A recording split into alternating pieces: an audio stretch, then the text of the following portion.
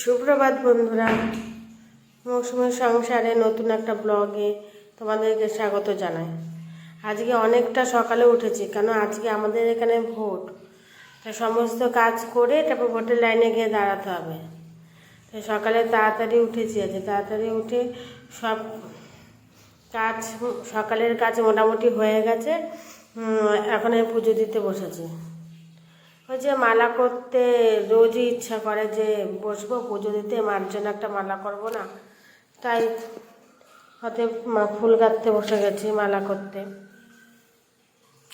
এদিকেও সোনা একবার উঠেছিল, উঠে আবার ঘুমিয়ে পড়েছে। আবার জানো তো আস্তে আস্তে গরমটা আবার একটু বাড়ছে।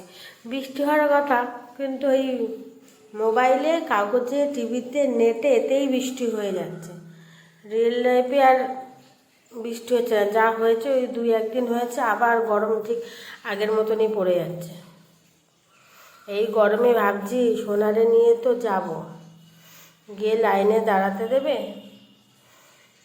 আমরা তোমাদের দাদাভাই বলছে আবার এখন অত আর ভিড় হবে না, এতে দেখবে তাড়াতাড়ি হয়ে যাবে। নাহলে সকালবেলা চলো, সকালবেলা যা যায় বলো, ঠাকুর পুজো দেবো না এদিকে সোনাকে খাবো না শাশুড়ি মাকে চা দেবো, একদম সকালে যাওয়া যায় না। রান্না হওয়া মানে সব কিছুই দেরিতে হয়েছে। তাহলে না, রান্না করে সোনাকে খাইয়ে সকালে কাজটা করে নিই, তারপরে যাব। তার জন্য আজকে আবার একটু তাড়াতাড়ি করতে হবে। তা আজকে আবার তোমার দাদাভাইকে বলেছি আজকে বাজার থেকে মাছ আনবে না। মাছ আনলেই দেরি হয়ে যায় মাছ রান্না করতে গেলে। আর এমনি গরম, তারপরে হচ্ছে ভোটের দিন, এমনি এই সময়টা না মাছটা খুব একটা ভালো পাওয়া যায় না। তারপরে সব রকম মাছ আবার আমরা খাই না, তাই বললাম থাক আজকে মাছ আনতে হবে না, একটু তাড়াতাড়ি নিরামিষ তরকারি ভাত করে চলে যাব। একটু মাছ ছাড়া খেতে অসুবিধা হয়, মানে কিছু করার নেই। আর সোনাও তাই, মাম হলে শুধু মামটাই খাবে, ভাত আর খাবে না। কিন্তু আগে দেখবে যে মাম হয়েছে কি না, যদি দেখে থালায় আছে তাহলে না আসবে, আর না হলে চলে যাবে। মাম তো নেই, মা না, সব রকম খাওয়া অভ্যাস করতে হয়। সবসময় কেউ মাম খায় নাকি? আমার ভালো লাগে না অত মাছ খেতে, যেটুকু নয় খায় সেটুকুই খায়। তা দিদি একেবারে পুজো টুজো দিয়ে সমস্ত দিয়ে কাজ মিটিয়ে তারপরে হচ্ছে ইঁচড় এনেছে। বলছে তাহলে এক কাজ করো, তাহলে একটু ইঁচড়টাই করো। আমার পুজো দেওয়া শেষ হয়ে গেছে, এবার একটু চুলটা আসছে, সিঁদুরটা পরে স্নান করে ঠাকুরকে দিতে চলে, ঠাকুরকে দেওয়া হয়ে গেলে তারপরে সে সিঁদুর পরে। হ্যাঁ, তাহলে সিঁদুর পরে গিয়ে তারপরে গিয়ে ইঁচড়টা কেটে নিই। এখনও হতে খুব একটা হয়নি, বেলা হয়নি, এই ধরো 8টা মতন বাজে গড়িতে হয়তো।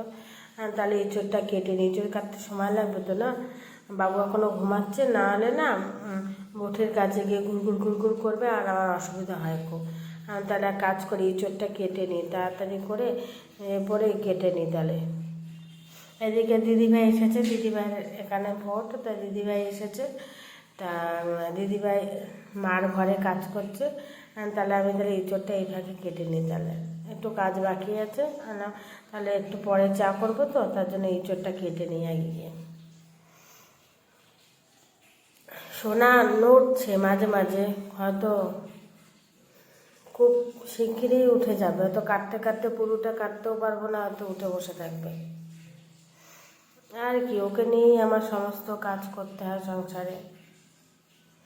ওর বাবা ধরে, কিন্তু ছোট না, এখন একটু মার কাছে মাঝে মাঝে বায়না করে থাকার জন্য, তাই ওকে নিয়েই করি আমি। তোমাদের ওখানে ভোট কবে?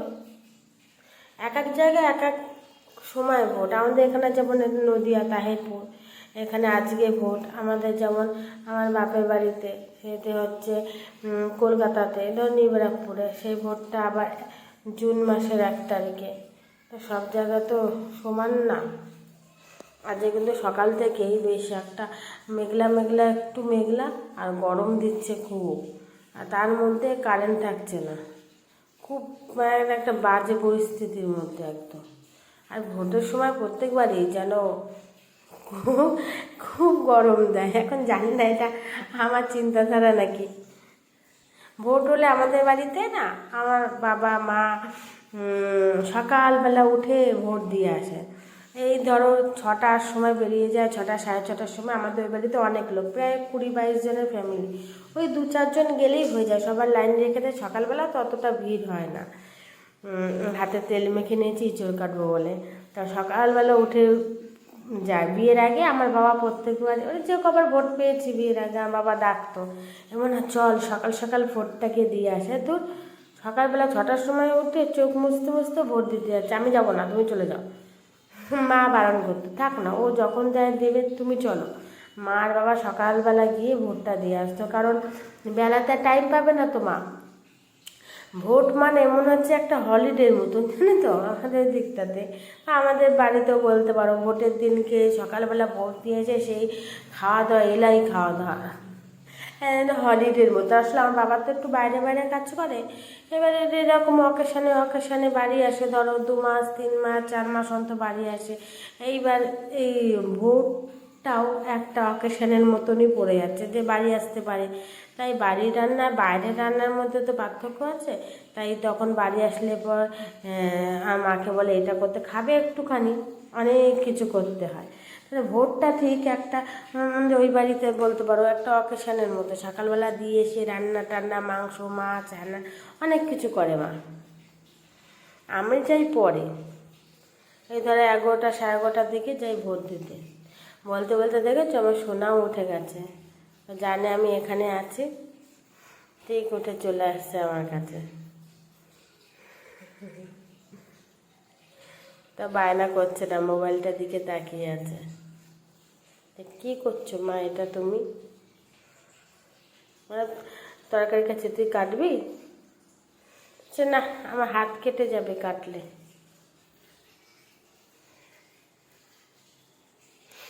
আবার একটু ঘুম থেকে উঠেছে না, একটু কোলে উঠতে যায়, জানলাম দেখ আমার হাতে তেল আঠা, এখন কোলে নেওয়া যাবে না, তুই আমার পাশে এখানে বস। তারপরে ও আমার যেই শুনেছে ভোট দিতে যাব, ও যাবে আমাদের সাথে। একটু মুখটা একটু ক্যামেরার সামনে এসে দেখো মুখটা একটু দেখাচ্ছে, দুষ্টু, সারাটা দিন শুধু দুষ্টু দুষ্টু করে।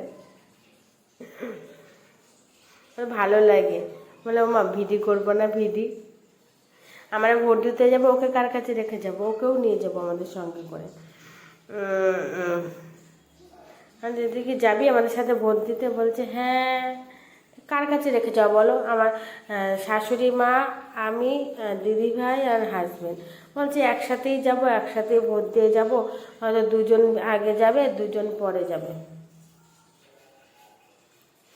হয়ে গেছে ইঁচড় কাটা। এবার আমি এদিকে চা হয়ে গেছে, সোনা খাবার হয়ে গেছে, এদিকে প্রেশারে আবার এটা সিটি দিতেও বসেছে, একটু জলটা বেশি হয়ে গেছে, ইঁচড়টা সিটি দিতেও বসে দিয়েছে সিদ্ধতে। ইঁচড় সিদ্ধও হয়ে গেছে। এদিকে আমের টক করব, ইঁচড় করব, আর উচ্ছে আর আলু ওই ভাত হয়ে গেছে, উচ্ছে আর আলু ভাতে দিয়েছি, আর কিছু করব না। যে ইঁচড়টাকে রান্না করছি, জিরেটা না দিতে মনে ছিল, তাই আলুটা একটু মাঝখানটা একটু ভাগা করে জিরেটা দিয়ে দিলাম সোমবারের জন্য। টক হয়ে গেছে আজকে, টকটাই ভালোই হয়েছে, একদম জেলি জেলি মতন হয়েছে খেতে। আমার হাজব্যান্ড আবার এই টকটা খেতে ভালো লাগে, মানে একটু জেলি জেলি মতন হবে, ওইটাই ভালো লাগে খেতে। বলে কি ঝোল, টকের ঝোলও কি খায়, ভালো লাগে না খেতে। আমার ভালো লাগে, আমার শাশুড়ি মা ভালো লাগে। প্রেশারে সিটি দিয়ে নিয়েছি তো একদম গলে গেছে, তাই আলুগুলো একটু ছোটো ছোটো করে দিয়েছি। এটা আদা, টমেটো আর লঙ্কার পেস্ট করে রেখেছিলাম। আর পাশে না মশলাটাও করে রেখেছি, তাহলে মশলাটা মেশে ভালো। একটু জলটা বেশি হয়ে গেছিলো, মিক্সি বাটি ধোয়া জলটা ওই মশলাগুলোর মধ্যে দিয়ে দিয়েছিলাম, তার জন্য একটু বেশি হয়ে গেছিলো। তা কোনো ব্যাপার না, এক্ষুনি টেনে যাবে এখানে। নিরামিষ কিন্তু চিংড়ি মাছ দিইনি, চিংড়ি মাছ ছাড়া ইঁচড় তরকারিটা খেতে খুব সুন্দর হয়েছিল। আমি বলছি না, শাশুড়ি মা, দিদি ভাই, আমার হাজবেন্ড বলছে আজ যেমন মন দিয়ে রান্না করেছো, ইঁচড়টা সত্যি খুব সুন্দর হয়েছিল খেতে।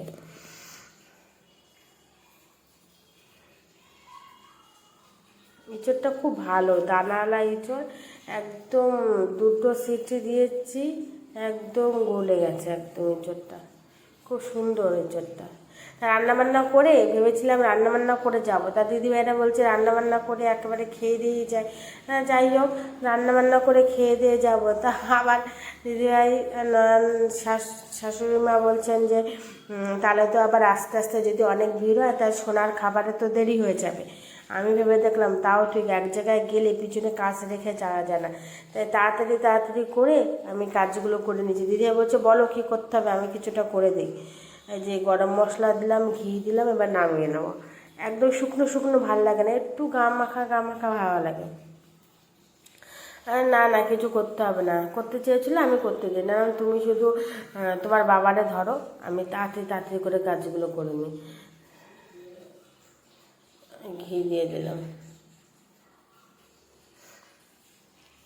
দিদিভাই তাড়াতাড়ি এসে খেয়ে দিয়ে বাবারে ধরলো, মানে আমার বাবুরে ধরলো। আমি তাড়াতাড়ি করে যা কাজ বাকি ছিল করে নিলাম। হয়ে গেছে এঁচড়ের তরকারি। তাড়াতাড়ি করে খেয়ে দিয়ে তোর বাবু একটু সেদিনকে একটু তাড়াতাড়ি করে খাইয়ে দিয়েছিলাম বাবুরে, দিয়ে এই যে হয়ে গেছে। রাতের জন্য একটু রেখে দিয়েছি, যদি কারেন্ট না থাকে আবার রান্না করবো, বেশি হয়েছে বলে রাতের জন্য রেখে দিয়েছি। তা ভোটের পরে ভিডিও কি করলাম কি না করলাম তোমাদের সাথে পরবর্তী ভিডিও আছে শেয়ার করব। আর এই ভিডিওটা যদি ভালো লেগে থাকে প্লিজ লাইক কমেন্ট সাবস্ক্রাইব করে দিও। আর তোমরা সবাই ভালো থেকো আর শান্তিপূর্ণভাবে ভোট দিও। আজকের মতন এখানেই সমাপ্ত, টাটা।